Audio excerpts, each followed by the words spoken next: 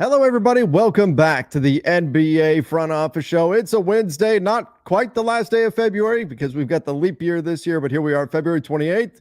We're going to talk about the latest NBA news, including the latest player to hit the buyout market. We'll talk about that. There's going to be a few contending teams interested in him. An update on Lonzo Ball, Joel Embiid, plus who do we trust? It's an interesting question. Who do we trust in today's NBA? Joining me is Keith Smith. Keith, you had your fantastic game notes come out for the basketball bulletin again today. Great stuff. We had some fun games last night, including a half-court buzzer beater from Max Strus, reminding us all why basketball is so much fun. Yeah, that game was crazy. He had 4 3-pointers in a minute-long stretch. They looked like the Mavericks were going to put the Cavs away, and he literally shot them back into the game with those 3-pointers. And then they went back and forth with some plays, and there were a couple questionable calls in there. And I think Dallas has a gripe on a couple of them, but for the most part, it was a fun back and forth, and including Max Strus hitting I think it was officially a 59-footer. Which I believe in the tracking data era, they said that is the second longest game-winning shot ever. The longest was Devontae Graham hit that 61-footer a few years back when he was with the Pelicans. I think that was to beat the Thunder. So just absolute crazy stuff in that game, and a fun night of hoops. Yeah, it was a lot of fun, and again, the Cavs getting that big, exciting win. I'm sure the Mavs were gutted at that point, but always fun to see buzzer beaters like that. And this is why, in general, Keith, and we're going to get to the news in just a minute, but one of my pet peeves is when, and it doesn't have to be obviously not happening at the end of games, but the end of a quarter, end of a half, where guys take the extra dribble rather than putting the shot. They're trying to save their percentage. Put the shot up. Can we just, and the fix to this is easy. Just remove these half-court heaves from field goal attempts. Don't count it as part of their percentage. The guys are going to be fighting over who gets to take that shot instead of trying to hand off the grenade. But those are fun. It's fun to see, an improbable shot wind up going in. I wish we could legislate that into the NBA instead of the sly little, I'm going to take one extra dribble and then put the shot up after the buzzer sounds like nobody's going to notice. Yeah, exactly. Yeah, it was one of those things where like Marcus Smart thrived on those for years for the Celtics, where he always took the heave. And I think his thought process was, look, my shooting percentage is never going to be good enough to win a shooting title or anything like that. So might as well take him. And it's something that he kind of passed along now. That's Peyton Pritchard's role with the Celtics. And he's actually pretty good at them. Surprisingly, he makes a lot of them. But you see guys like Luka and Steph Curry, they make these long bombs all the time. Like try them in games. I'm all for it. That was back in the day. That was Kyle Kuzma's job with the Lakers. Every time it was the end of a quarter, it was, here you go, kid. You get to tank your field goal percentage on this shot.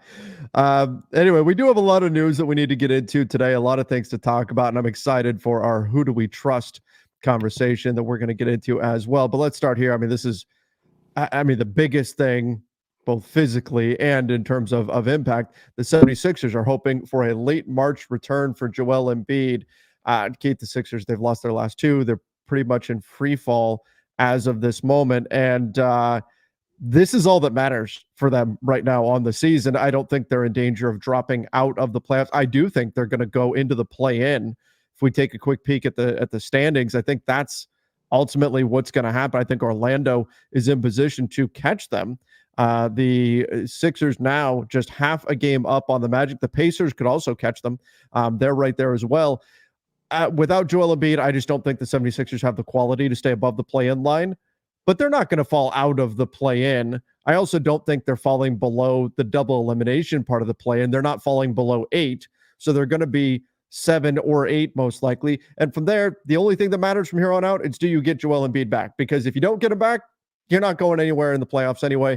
If you do get him back, it's how soon can he get him back, and can he be himself? And that's all that really matters for their season right now. Yeah, absolutely. The reporting from Woj is that late March is what they're thinking. The thought process is that gives them a 2, 3, 4 week period, depending when in late March. Is it like March 20th or is it like March 30th? That'll make a difference, but that'll give him time to ramp up and be ready to go for the playoffs. And yeah, they're in a fight now. It's really the Knicks, Heat, Sixers, Magic, and Pacers. Obviously, the Knicks and Sixers are being really hampered by injuries, but those teams from 4 to 8 in the East are all within 2 games of each other. So it's going to be an absolute battle.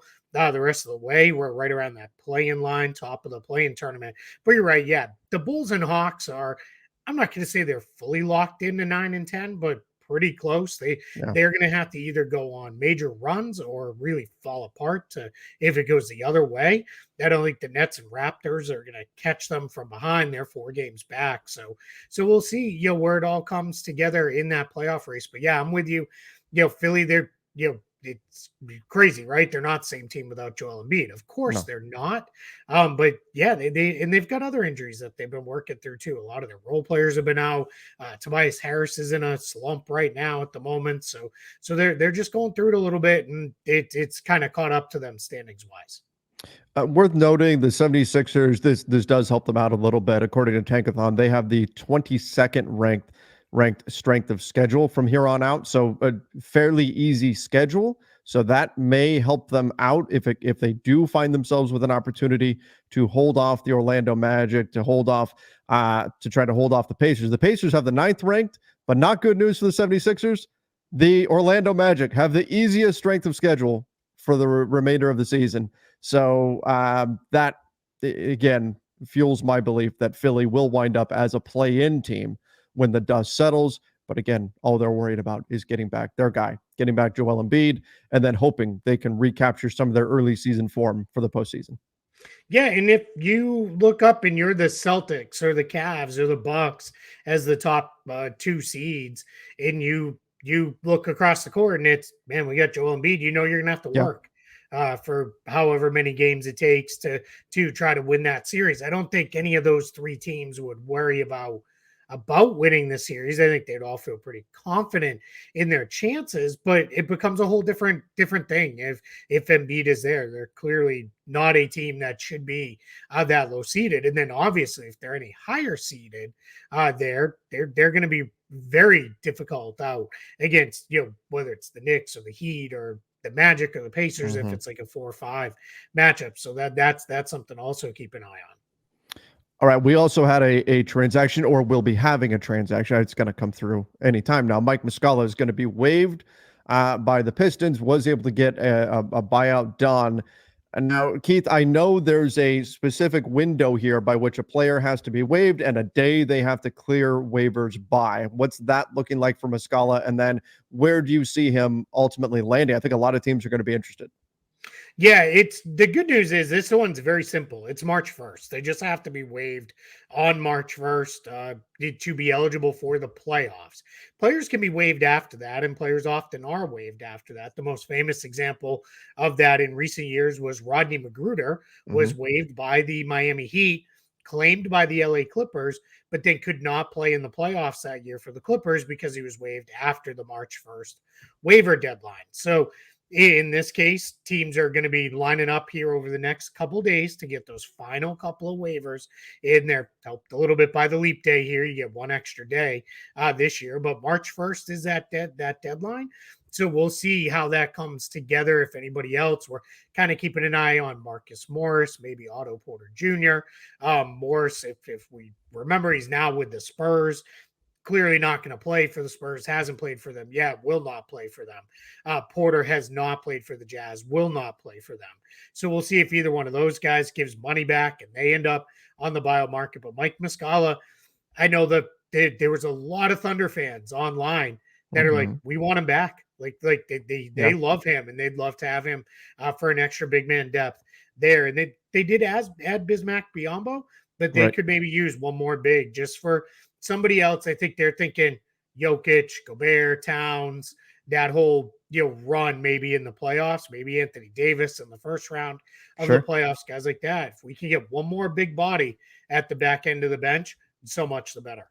Well, and I'm looking at the Thunder. Unless I'm miscounting here, they do have 14 on their roster, so they've got a spot. He's got a history there, and I think that's the Thunder's big weakness right now. It's just having big physical players, and not that Muscala is a physical player, but big bodies to throw out there on the floor. They're a little bit lacking in that area. So that's where I think Muscala does fit, just having another big guy, especially a guy who can shoot the three. Anytime you've got a guy who can handle the ball, get into the paint the way SGA can, having a big that can pull the opponent's big out of the paint is a plus as well. So I think the Thunder make a ton of sense for Muscala, and my guess is that's probably where he winds up. But is there anywhere else that I know a lot of teams will say, sure, if they've got an open roster spot, but where else do you see as a potential landing spot for him? Yeah, I could see Philly being another team that could be looking for another big. They've got an open roster spot. New York's got an open roster spot. They've had. We'll see when Mitchell Robinson gets back, if he can get back this year. Isaiah Hartenstein's been dealing with some Achilles stuff there, so that could be a spot where they go. Cleveland with Tristan Thompson suspended, maybe they want to go that direction. They ended up filling out their roster, but they could go that way. And then out west, it's a little harder because a lot of these teams filled up their rosters. So I don't know who would necessarily really be looking. Maybe Phoenix. Phoenix could maybe use one more big body in that group. But I think for the most part, those are the teams you're looking at. But I got a feeling it's probably going to be the Thunder. Yeah, that's my sense too, is it'll wind up being OKC. All right, Lonzo Ball hoping to return next season to the NBA. He's missed this entire season. We've heard some concerning stories that he's pushed back. Remember the whole standing up out of the chair thing that he did. But Lonzo Ball still can't sprint right now, which, look, we've got a long way until next season. But not being able to do a straight line sprint at this point is probably not a great sign, because you've got a ways to go before you can start cutting and things like that. Again, there's a lot of time. It's still February right now, so there's a lot of time, but still not sprinting at this point. I hope he can come back. I hope everything works out for him, but it feels like this is not a good sign that he's still not sprinting at this point. Yeah, Billy Donovan stopped short of calling it a setback, but I think he's being realistic, and this isn't great news. This now, where we are realistically for Lonzo Ball, we're 7 months out from when we really need to see him kind of be able to go. And 7 months from now, is he really going to be able to play basketball the way he needs to be able to play basketball? Maybe, like you said, it's still a long time out. Maybe that's where that'll go. But I'm guessing the Bulls are transitioning into looking at this as Lonzo Ball's expiring contract kind of situation there, which we often see. That's how these deals turn when we get to the end of them for injured players. And then from there for Lonzo Ball, my hope is let's have like a Sean Livingston like comeback where it is, you're able to get back on the floor after several years. It's going to be more than 2.5 years by the time he plays again. It'll be closing in on 3 years, because at best we're going to see him at the end of October next year. And he went out at the beginning of January, or well, I guess it was kind of more the middle of January in 2022. So we're already past 2 years, and by the time we get him back, it'll be 2.5 years by the time we actually get him back on the floor. Man, that he's lost such a big part of his prime years. But like you said, hopefully you get a Sean Livingston who really found kind of a second life as an NBA player. Obviously, wasn't able to do physically some of the things that he had done before, but he was able to adjust his game, became a great player for those Warriors teams. So hopefully Lonzo can get there too. But you're right. I think he'll be an expiring contract for the Bulls, and we'll see if Chicago picks a direction. That's a rant that we had the other day, but let's see if Chicago picks a direction. All right, let's jump over to Charlotte. The Hornets, their front office search continues. They're replacing our old friend Mitch Kupchak. How's that looking there on that front? Obviously, this is a really important decision for that franchise.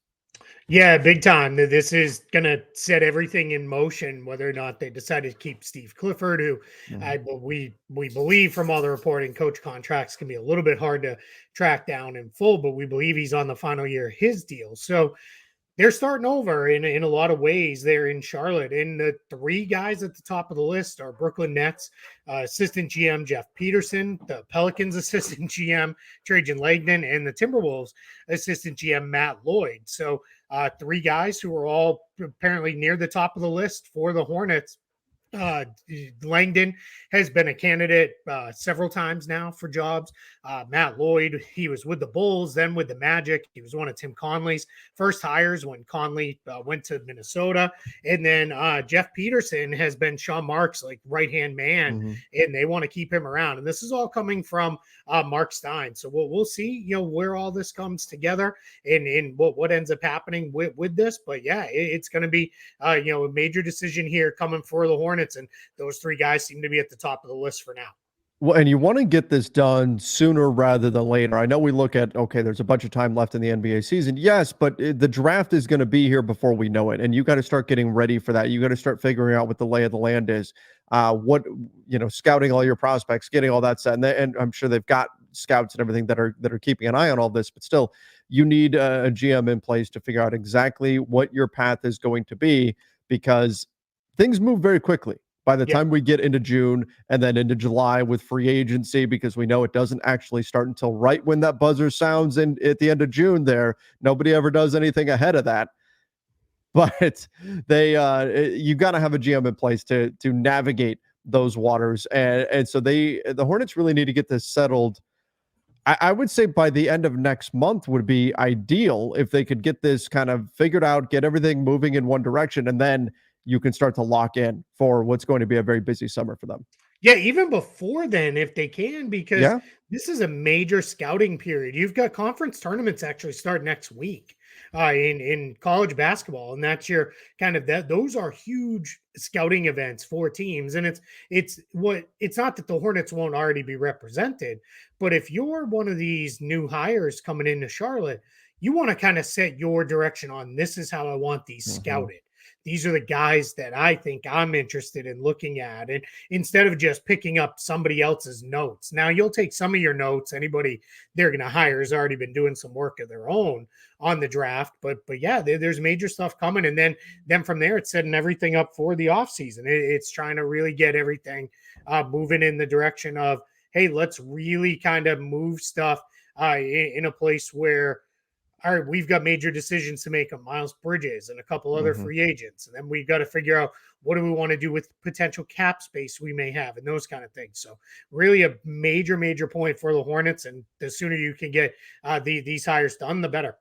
Yeah, exactly. All right. We've got one more news topic to get into. Jalen Galloway from the NBL potentially coming to the NBA. What would that look like? I know he played, I want to say in Summer League last year. He did. Yep. And so now he could be making his way over to the NBA. What would that process look like? And who do you think could have an interest in him? Yeah, for those not familiar with Jalen Galloway, he's about 6'6", 6'7".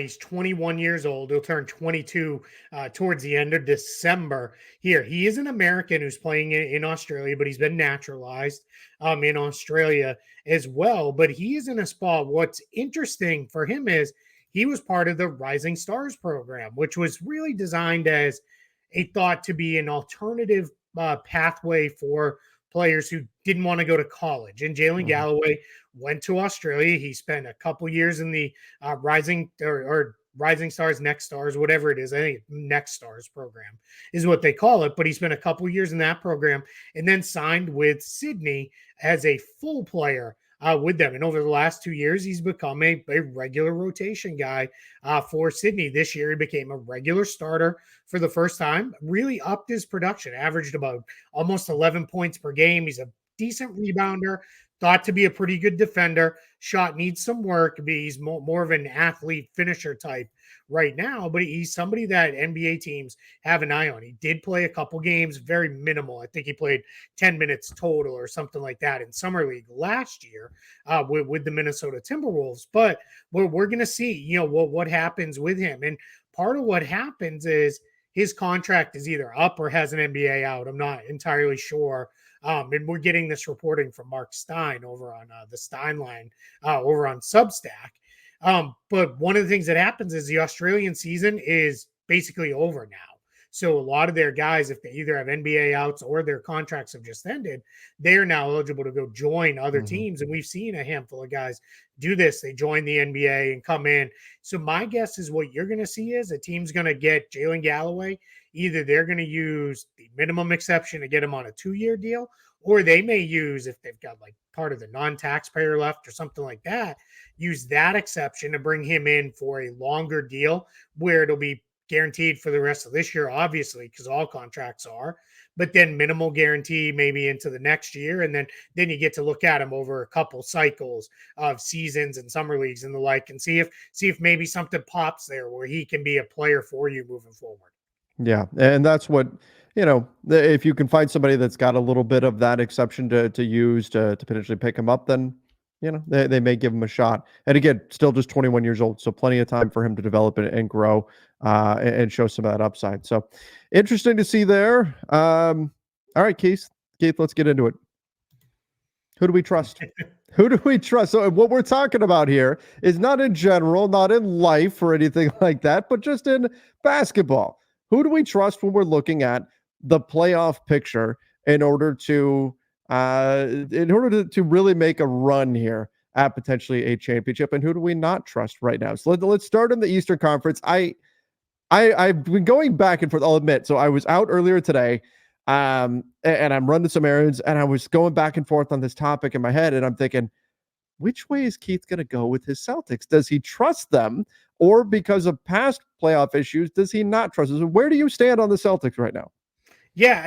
So one of the things I said is let's do like a 5-point scale of trust. So one of the things that we're kind of thinking here is, all right, 5-point scale. So that becomes one is we don't trust them at all, to 5 we have complete trust and faith in them as contenders, and that's the bar here, right? Can they win a championship?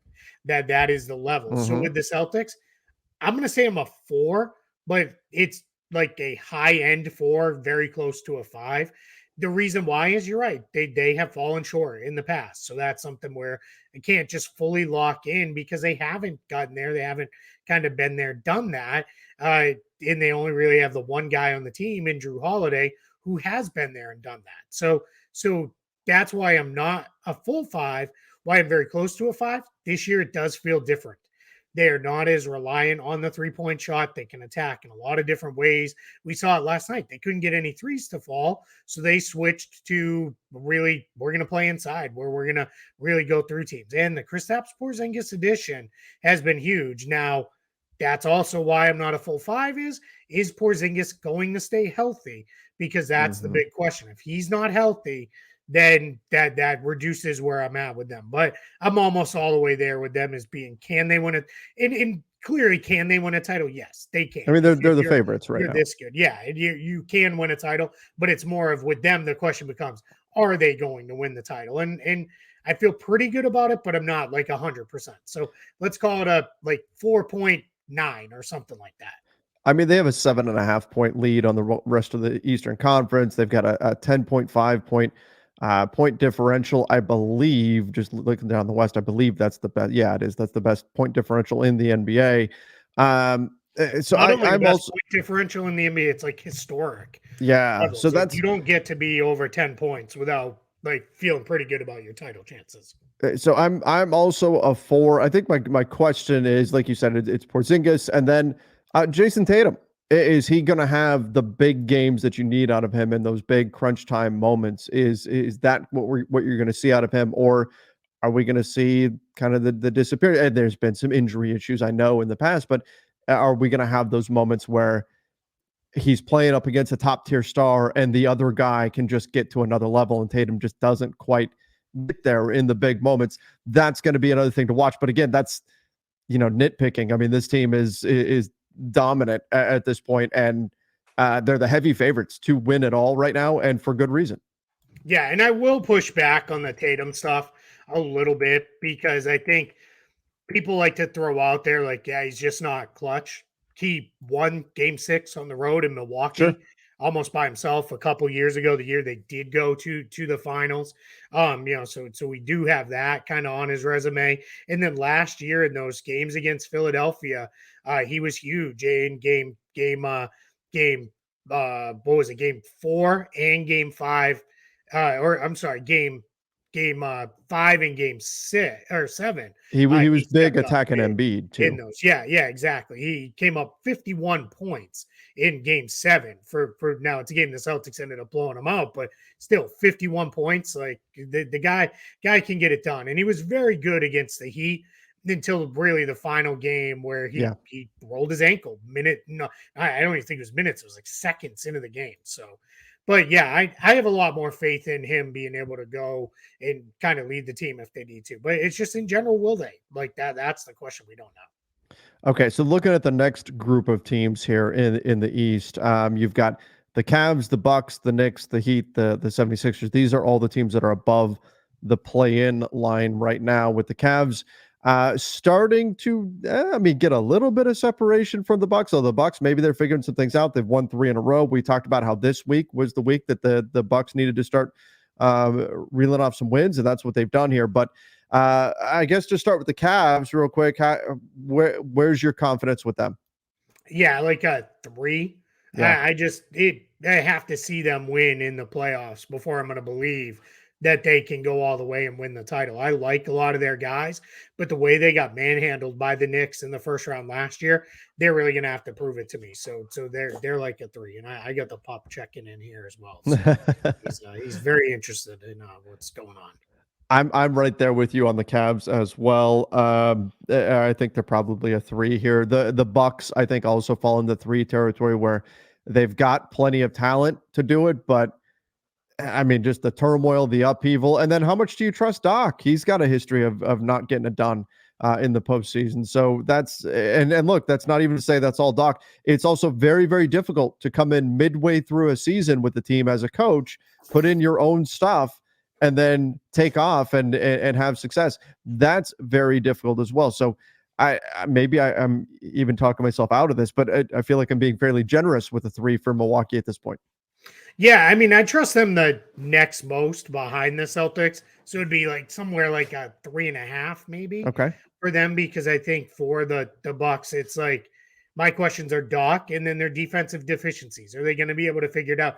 And are they going to start winning games on the road? They've been not a terrible, because 500 is not terrible, but not a very good road team. They're just perfectly average on the road. Are they going to start picking it up when they're away from home? And as it looks right now, they're going to have to go on the road at some point in the playoffs. So you're going to have to win games without home court advantage, and that could be maybe as soon as the second round, maybe the conference finals if they're going up against Boston. So we'll see. But those are my question marks for them. So I'd say I've got them next most, but those questions are very real. The Knicks are another team where I've got faith that, like, a full strength Knicks team, I think I actually have more faith in than the Bucks. But that's me personally. I've really enjoyed what I've seen out of the Knicks this year. The problem is they're not healthy right now. Yeah. And so they have to get healthy. They have to get all their guys back. They've got to get OG Anunoby. They've got to get Mitchell Robinson, Julius Randle. They've got to have all of their guys back. But I think Jalen Brunson is the real deal.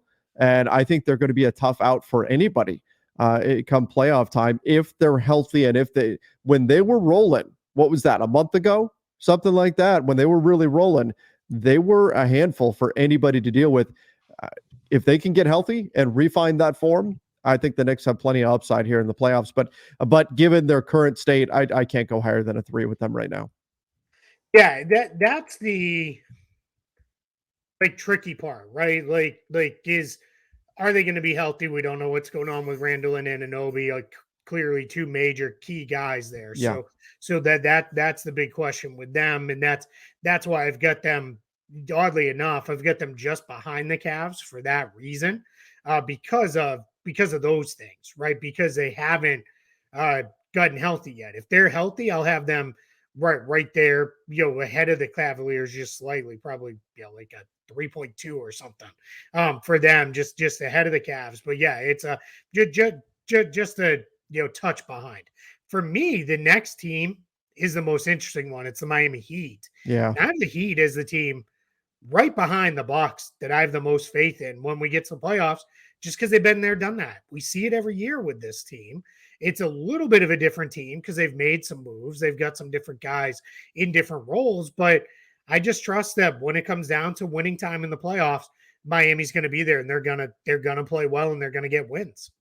Yeah, exactly. That's it. It's Miami is that team. Like we always talk about teams that are good in the regular season, but it's not quite going to work the same when the going gets tough in the playoffs. Miami's the opposite, where the regular season it's like, they're okay. They're not bad. They're a solid team. But come playoff time, it's like they're Mario and they get a hold of the mushroom, right? Next thing you know, they're on another level. And that's Miami. So it's in terms of confidence that they're going to make that leap. Like this is not a ceiling picker. I would put them at like a high 3, maybe a low 4 if we were to start to get into the decimal points. I don't know that they're actually going to win the whole thing, but in terms of confidence that they're going to get there and get themselves to that level, I'm pretty confident they'll get to that level. I think the Knicks have the higher ceiling if they're at their very best. The Bucks maybe have the higher ceiling at their very best, but I have the most confidence out of all these teams that the Heat are going to be the team to get to their top tier.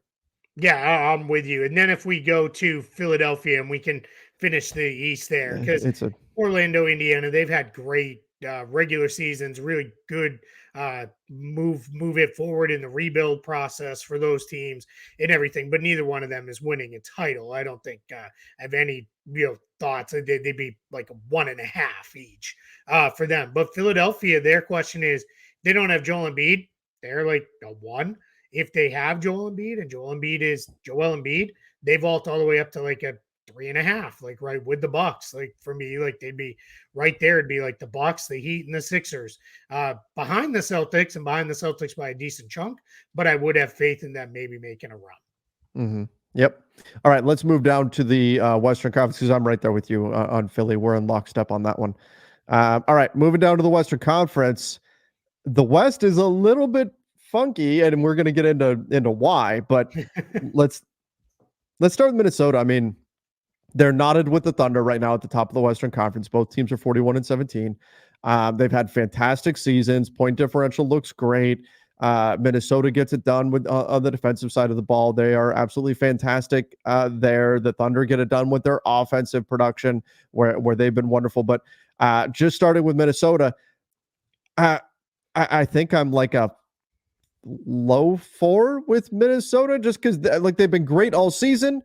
In theory, defense wins championships, and they've been a great defensive team, but we haven't seen them do it yet in the playoffs. And so that's where Minnesota, I still don't know for sure that they can take it to that next level and really execute come crunch time and all of that. So like where they sit in the standings, they should be pretty high, but I'm like a high 3, low 4, I think, on Minnesota, just because we don't know for sure what they've got. Yeah, that's about where I'm at too with them. I have faith that they could win a title. Sure.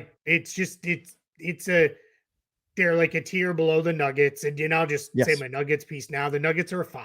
Yeah, like I 100%. Full trust in the Nuggets. They did it last year. I have no reason to believe they can't do it again this year. So I have full faith. This is the Celtics guy saying this. I trust the Nuggets to win the title more than I trust Boston, just because we've seen them do it, and they have the best player in the world right now, in Nikola Jokic, and that doesn't mean he's going to be the MVP. I think he probably will be, but he's just been unbelievable. So that's where I am with them. So then everything becomes kind of relative to Denver in the conference, and I'm kind of there with Minnesota, a little bit behind. Now, the one place where I have Minnesota ahead of Oklahoma City slightly is Minnesota they've at least been through a playoff run, and they did give the Nuggets a little bit of trouble. They made them have to work for it in the first round last year. So I'm there where Oklahoma City, they haven't been through it yet. And we generally see a young team's first time in the playoffs, it doesn't go well. It takes them a little while to really kind of, figure it out and sort through it. So, so we'll see, where that goes with them. So if I'm going to do it, I'm going to go Nuggets 5. I'm going to go Timberwolves like 4.1, and the Thunder like a 4. And I'm going to put the Clippers as a 4 as well. I have every bit of faith that they can be right there with the Thunder and the Wolves behind the Nuggets. Yeah, I mean, I guess you're right. Like, it's not like Minnesota doesn't have any playoff experience, but in terms of a deep run, We haven't seen that yet from No, them. So that's where, but you're right. The OKC has even less. And here's the other thing is, again, games slow down during the postseason. Shea Gilgeous-Alexander is a guy who gets to the free throw line a lot. What if those dry up a little bit come playoff time? That's my concern there with OKC. And then matchup wise, they're a team that can be, as amazing as Chet Holmgren is, they're a team that can be kind of bullied inside a little bit. sure. And so I've got some concerns when you're talking about, well, what if they run into Denver? What if they run into Minnesota? And you're dealing with teams that have a big front line to handle. So that could be a challenge for OKC. So I'm right there with you in terms of the scoring on OKC. The Clippers, I think they very much have the potential. I talked about this on ESPN LA last night. Actually, the Clippers, there's a little bit of a kind of my turn, your turn dynamic when you watch them play with James Harden, with Paul George, with Kawhi Leonard. And I wonder if some of that could wind up being their undoing, but they've got enough veteran guys that have been there, have done that. Ivica Zubac has been in the league for a while at this point. He's got plenty of experience. I think this is a team that can get it done. I would put them, like, Denver is clearly the top, then it's Minnesota, then I'm with you. I've got OKC and the Clippers both right there, tied in the same tier. Honestly, I think if the Clippers and OKC played, I would pick the Clippers to emerge, but it would not be by a lot. It would be by a super close margin, and that's just because I think they've got the veteran talent there with the Clippers. So that's how I'm seeing the West. It's OKC and the Clippers, despite what the standings show. Denver, they're so clinical. I honestly think Denver's just bored right now. They're just waiting for the playoffs, and 100%. come playoff time, they know exactly. The thing I love about Denver is you watch them late in games in the fourth quarter when they're locked in. It's like they get to their spots, and they know how to get to their spots, and they know exactly what they're going to do and how the ball is going to get there and how they're going to react to every little thing. And if the defense makes any kind of mistake, they recognize it and they capitalize on it. And then worst case scenario, you see this all the time late in games, they throw out to this Jokic guy who's just a mountain, and he just calmly drains a three whenever they need it. And it's so hard to stop. So I have Denver as clearly head and shoulders the team I have the most faith in, and then everybody else falls in line after that. Yeah, okay, I'm with you. I'll say with the Clippers, maybe I should be a touch lower just because of the health thing. Sure. If they're not fully there, then where is that going to go with them? And then I'm with you with the Thunder. What I want to see with the Thunder is what happens if they're down 2-1 in a series and it's game 4 on the road. Where are we at? Are they going to be able to really dig in, figure it out, and go win that series? If we go after that, I don't have a lot of faith in anybody else. Maybe sure. I'm overlooking the Suns and the Mavericks, the Pelicans and the Kings. They feel like more regular season teams to me than playoff teams. They're like second round teams. Yeah, top. that's it. Yeah, if they can win in the first round, get to the second round, great. Yeah. The Suns, it's just, are they going to be there when it matters? Like are they going to be healthy? Are they going to play enough defense? Like, well, what is it going to look like with them? Dallas, I want to believe. I mean, we saw Luka do it 2 years ago. You get this team all the way to the West Finals, but I just don't know. Something feels a little bit off with the Mavericks. I'm not fully there. Weirdly enough, I kind of trust the Warriors and Lakers the most after the top 4 teams, just because we've kind of been there, done that with these teams. The question is going to be, one is, are we going to get either one of them past the first playing game? Yeah, right? Like they may one of them's going to take out the other one right now in the first playing game. And then we all know it's just hard. Like, I get it. I know the Lakers and the Heat made their runs from the play-in tournament all the way to the conference finals and the finals last year, but that's just not that. You're not going in thinking, all right, well, as long as we get there, we can do it again as an 8 seed. You're clearly, you're not going to be afraid. You're going to still go in and say, all right, let's go. And I do think if you're Minnesota or Oklahoma City and you're like, man, we got to deal with LeBron and AD and the Lakers or Steph and the Warriors, like, it's going to feel like, well, what did we work all year for? But yeah, I don't have a ton of faith, just because I don't even know that either one of them's even going to get to the playoffs. So never mind them believing in them actually making a title run. Yeah, exactly. And that's the issue with, and look, the Lakers have been extremely inconsistent. They've also, last I looked, they've had the 6th most man games missed due to injury this season. Do they have their team? Is their team back and healthy, or do we just continue this constant revolving door of, okay, this guy's back, oh, but these two guys are back out now? What does that look like health wise come the postseason? So I mean, even though they're my team, like I've got a 1 in faith in the Lakers right now, because the only thing they've done consistently is be inconsistent this season. They've got a puncher's chance with LeBron and AD come playoff time, and that's, but again, everybody's got to be healthy, and they've got to actually get into a rhythm, and they've got some things to figure out on the coaching front too. The Warriors, they could absolutely make a run, and the Warriors have a really nice runway because they have such an easy schedule from here on out that they can really get into a rhythm. They're not going to be in a lot of these deep battles where they're having to play guys tons of minutes and stuff. I think they're going to have kind of a lot of get right games where they can figure some things out and kind of cruise on through. The Mavs, I think I oddly have more faith in the Mavs than I do the Suns or the Kings right now, and maybe even the Pelicans, just because I think the Mavs have another gear, and I believe in Luka. I think I'll tell you this, Keith. I talked about this on a show the other day.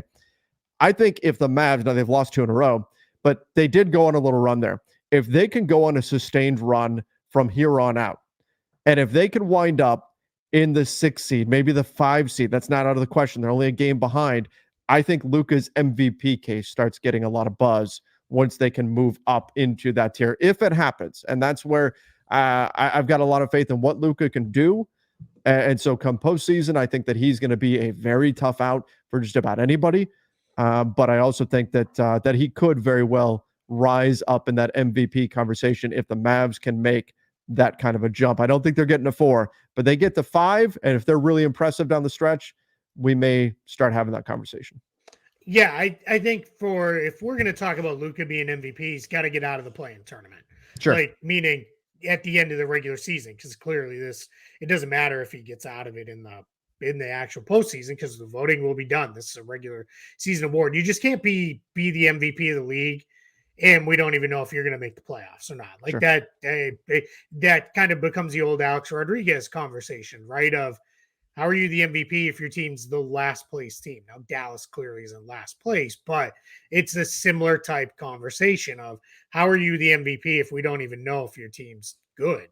How valuable are you to winning? Now, I think in this case, we all know Luka is hugely valuable. He's a great player, and he'd be on my ballot in the top 4. My top 4 right now is some order of Jokic, Giannis, SGA, and Luka.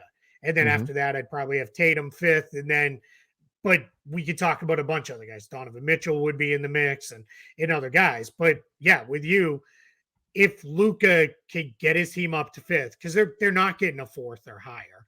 Like, that's a 5-game difference right now. They're not going to make that up. But yeah, if they can get up to 5th place in the conference, which is very much within reach, yeah, I think that does change things as far as some of the MVP conversation, because I feel very confident in saying if they do that, it will be fully driven by him driving them there. So it's, and as far as playoffs go, yeah, I trust them way more than the Kings or the Pelicans. And I probably do trust them a little bit more than the Suns, just because we don't know if the Suns will be healthy when it matters. Mm-hmm. Yeah, and that's it. That's it exactly. And Kyrie is the kind of guy that can go create a shot at any moment. I mean, look, like, to me, I think we get too wrapped up when we talk about MVP in the team's overall success. Now, I think it should be a factor, but it's an individual award. It's an individual award, and Luka is putting up 35, 9, and 10, right? Like we gave Russell Westbrook an MVP because he averaged a triple-double. Luka is right there. He's been absolutely fantastic. I do agree that team success should have something to do with it, but it's an individual award. It should not be everything in this. It shouldn't be the best player on the best team automatically gets the MVP. Just like I don't think it's the best defensive player on the best defensive team should automatically be handed defensive player of the year or any of the other awards. It doesn't really translate over to the rookie of the year, but I do think we should focus more on the individual than the team than we do currently when we're talking about MVP. And maybe that's a discussion for another day, but Luka's been fantastic. I think the Mavs have it in them to make a real run here.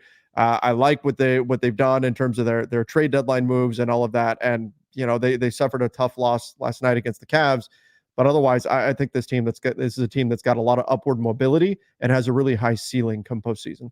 Yeah, as long as they keep their guys healthy, I'm gonna guess they get out of the playing tournament, meeting, they're not even in it when it matters, and then we kind of go from there with them.